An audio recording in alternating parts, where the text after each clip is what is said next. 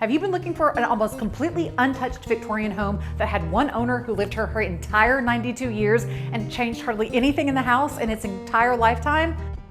Well, we've got it for you today.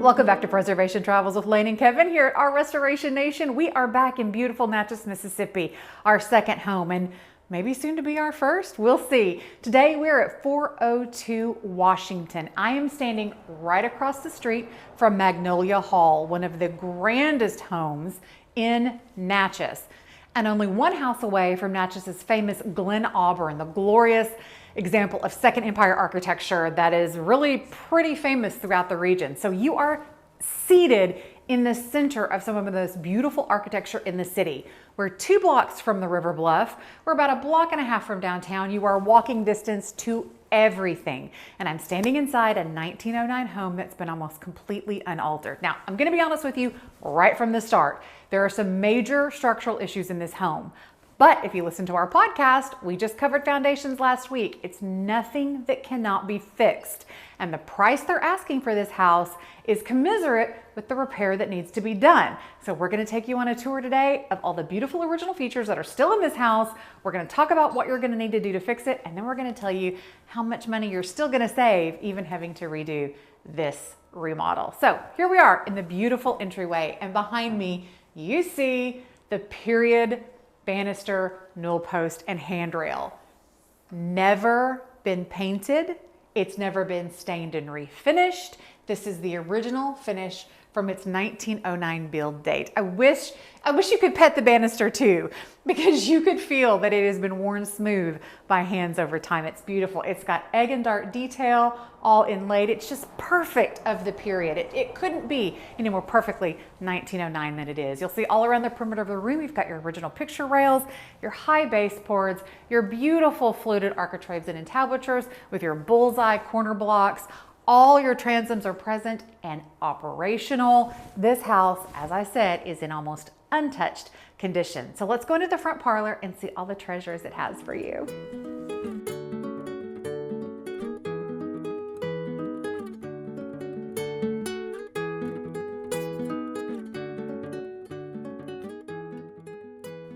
Here we are in the front parlor. Above us hangs the original gasolier. This has been here since 1909 when this house was built, just as it is. It has all of its original etched glass shades, which have the laurel wreath and flame design, so indicative of this period. And it's not been converted. It's still a gasolier. You could hook this back up, have your gas lines redone, and these would still function as gas flames. You've got your gorgeous original oak mantle behind you. This color that we see here is a result of your beautiful shellac darkening with age. It would have been lighter than this originally, but this is a patina that's created just over time. You can see it has its original shellac finish on it. It does have a little bit of alligatoring, but a little bit of denatured alcohol and some fine steel wool would have this looking like it did the day it was installed. These are all of the original glazed tiles on this fireplace surround. And of course, I'm always going to talk about the gorgeous original summer screens. We have the picture rail exit in this space and these monumental pocket doors. This one still functions, this one doesn't. I'll show you why here in a second. And even all of our original solid wood doors. These 5-panel raised doors and the doorknobs are exactly what we have in our 1909 home in Arkansas. So very indicative of the period. Come on into the dining room and we're gonna get our first look at some of those structural issues that we're gonna have to deal with this home. This episode is brought to you by Monk Pack. Monk Pack offers low sugar, keto-friendly bars that are plant-based, gluten-free, and non-GMO. They're the perfect snack for anyone who's trying to eat better or cut back on sugar and carbs without sacrificing taste. Monk Pack Keto granola bars and nut and seed bars contain 1 gram of sugar or less, 2 to 3 grams of net carbs, and each bar contains 150 calories or less. Monk Pack bars have an amazing chewy texture and come in delicious flavors like sea salt dark chocolate and caramel sea salt. I'm gonna take one to Lane now because she's getting kind of hangry while she's sewing. Lane, I have something for you. What? It's a little snack. Are you handing me food? It's a Monk Pack snack. Why are you handing me a Monk Pack snack? Because you're hangry. I'm hungry at my sewing machine because it's not working. Do I need to eat? Yes, Okay. you need to eat. Well. That's what Monk Pack is good for. Oh God. That will help. Will it help my sewing machine? Maybe. Want to get 20% off your next order of Monk Pack? Well, go to monkpack.com and enter code RESTORATION at checkout, or click the link below.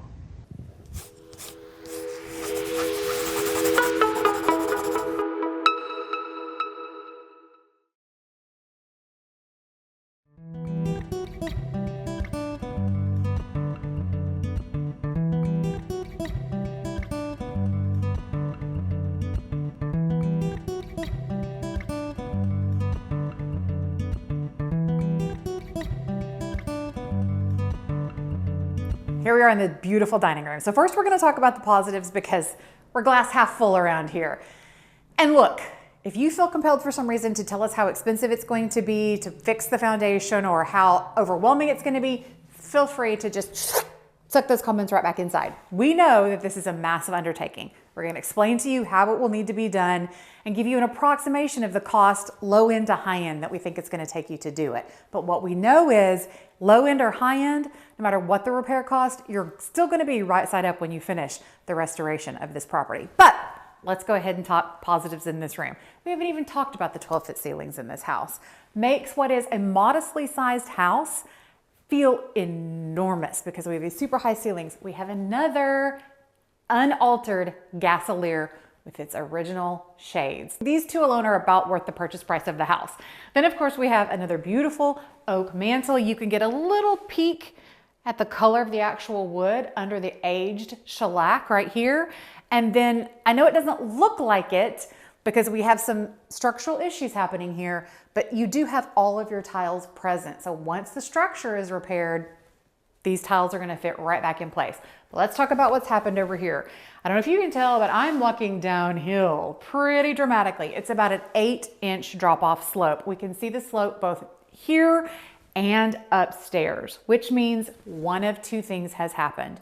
We have either had a pier fail, which is not fantastic, or we've had a sill beam collapse. One of those two things that have happened.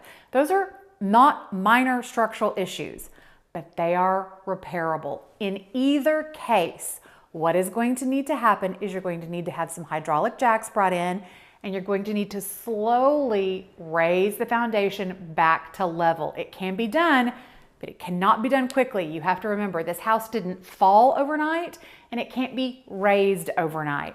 You'll raise it slowly, and then once it's raised, you'll either put in a new seal beam and a new pier, or a new sill beam or a new pier, depending upon what's happened. You've probably had some joist failure under here as well. Very easy to fix as long as you can access your foundation.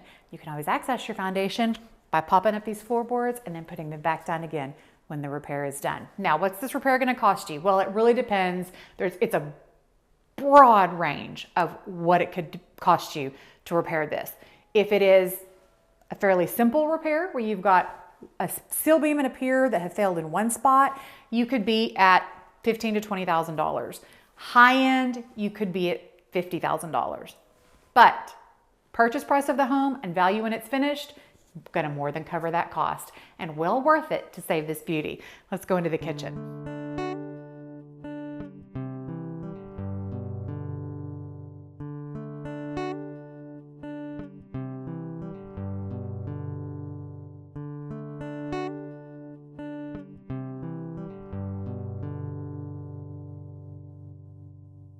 Well, here we are in this time capsule of a kitchen. This kitchen got an update in about 1965 to 68, as you can see from this fabulous stove. Would I want to leave this stove? Absolutely, I would. Oh my gosh, it has its original instruction books in here. Okay, if you buy this house and you take this stove out, we cannot be friends. This is phenomenal. Look, it's a caloric built-in gas range. She's so excited to get it. Okay, in the instruction book, we just did a quick scan. We can't find any date anywhere, but it's got its full instruction manual and its troubleshoot guide. From the illustrations, I'm gonna say it's early 60s. So we're gonna look it up when we get back. But look, it's fantastic. It's fantastic. I would absolutely keep it. It is a ultimatic. Beadboard all around the kitchen, and then just off the kitchen, we have a space that right now is being used as a pantry that you don't really need as a pantry space. It's an enormous space, so it could easily be converted to a downstairs powder room and a laundry space. So lots of space to use. Then this door accesses your exterior porch and your stairs. You can see the slope is all in that direction. This corner is still level. This space is level. All of the failure is in that corner of the dining room and then upstairs. So whatever's going on, we know it's isolated to that one spot. So let's take a look at the other room that's downstairs just around the corner. Now, if you need a downstairs main bedroom, here it is. You've got this beautiful space, gorgeous windows, access to the back porch should you like it, right off your entrance hall with another gorgeous mantle. This one I guarantee you in oak with more glazed tiles and a fire screen right here. If this were me and I decided that I absolutely had to have a downstairs main room, you could easily enclose this already covered roofed porch area to create a main bath for yourself down here. So you could have an ensuite right here on the first floor. Let's go to the second floor and see what your options are up there.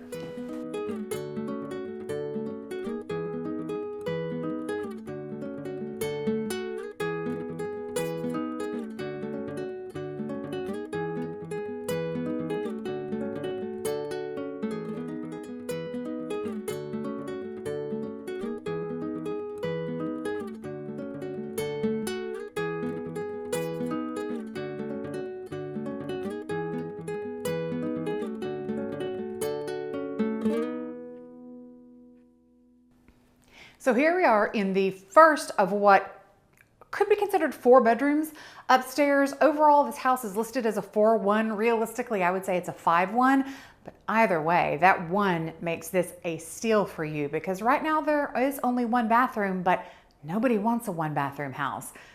Issue is you can pretty easily add a second and third bathroom because of the way the plumbing is already structured in the house. So don't let that scare you off. You can add value very cost effectively to this property and you're not going to have a lot of competition for it. This room is wonderful. It sits in the front bay of the house and it has these gorgeous diamond paned windows. But you can see how untouched this house is in the fact that it still has its original sliding louvered shades. I don't know that I've seen these extant in another property, to be honest with you. We can see the tracks for them fairly regularly, but we never see the shades still present. So that's a treasure. Again, all untouched woodwork, unpainted, original doors, and working transoms. Let's go into the other rooms. This is the second bedroom at the top of the stairs. We just showed you the first bedroom with those wonderful original louvered blinds. This is the second bedroom. It's a little bit larger. That one is the smallest. So people are often asking us, how would you reimagine a space? Help us understand what you would do in a space that we see as just like bedroom, bedroom, bedroom, strange space, strange space. Well, if this were me and I wanted an upstairs main suite, I would take that front small room and this room and convert them into a main suite. That space has that beautiful bay with those gorgeous diamond paned windows. That is the perfect place for a clawfoot tub. Because you're going to be doing so much structural work on this side of the house anyway, you have an opportunity to open up some walls and access some plumbing so you can run that up these walls as you're working on your foundation and create your beautiful main suite on this level, with this being the access between the 2 rooms. Then you simply close off that access door to the hallway. Because look at this fireplace, this gorgeous, stunning, mottled. It's a bit of an avocado green, but you know that color's way back on trend again right now. All the tiles are present and we have a Greek key design around the perimeter. This is a great place to start to design a main suite on this floor. Or don't forget, you still have that first floor option as well.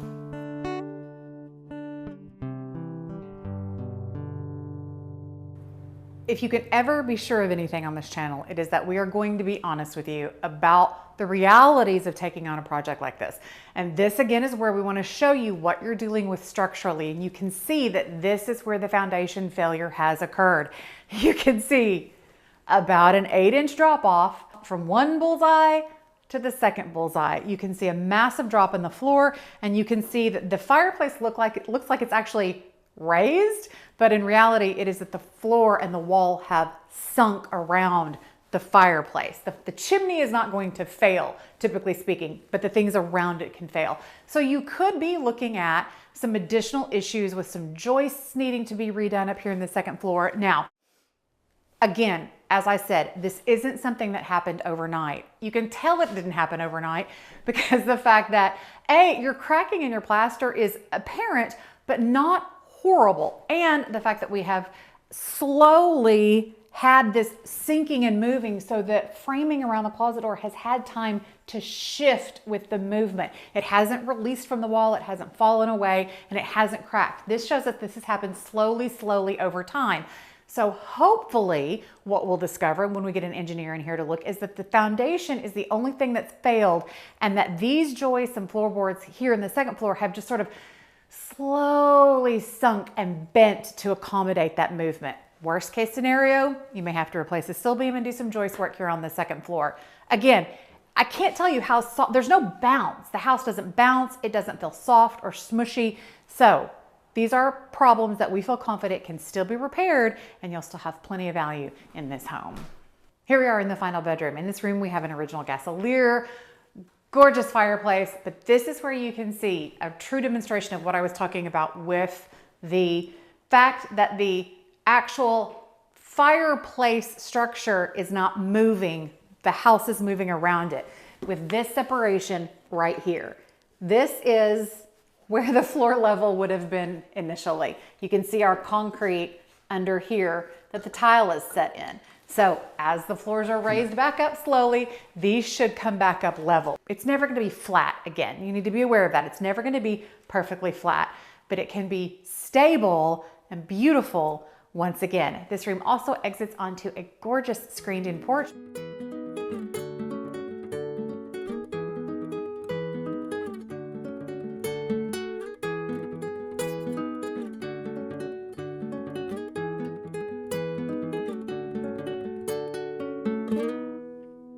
Right across the hall is the original bath. It doesn't have all of its original fixtures in it, but I want to show it to you so you can see how many early bathrooms were configured because of the way that people thought about cleanliness. So come over here and let's take a look.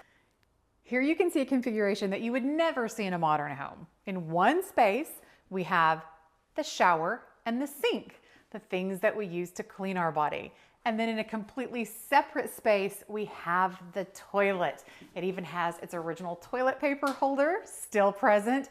The reason for this, we see it really frequently in these older homes. We kept the dirty business away from the clean business. Now these two spaces could easily be consolidated and made into 2 full-size bathrooms up here if you wanted. So here's another little treasure. This is the original screen door from 1909. How do I know? These are your original springs. Those are just classic 1909 with its original porcelain pull. I'm telling you, when you can find a house that's had one owner, you better snap it up. We hope you've enjoyed Preservation Travels with Lane and Kevin today here in beautiful Natchez, Mississippi. We love the fact that the former owner of this home was an employee of the city of Natchez. She worked for the assessor's office from 1947 until 1991, and then she lived here until her death at the age of 92. This home, as always, is not represented by us. We are not realtors. We don't pretend to be realtors. We are here to show you the potential that's available to you in beautiful communities like this around our country, and the steals that you can get them for if you're willing to get a little bit dirty and put a little bit of elbow grease in. You too can own an incredible home at an amazing price. This currently 4-bed, maybe 5, 1-bath home is listed for $175, but it's been listed for a while. So if it were me, I think it's negotiation time. If you want to learn how you can finance your own restoration and the rehabilitation cost along with the purchase price, you can go to our website at ourrestorationnation.com and see our finance book there. And if you want to watch us working on our own restoration project here in Natchez, Mississippi, make sure you check out our series, Restoring Our Victorian Pearl. I think we have 13 episodes for you now. It's in real time, so nothing happens quickly, and you can see what it's really going to take to restore one of these beautiful homes. We hope you've enjoyed, and we'll see you next time.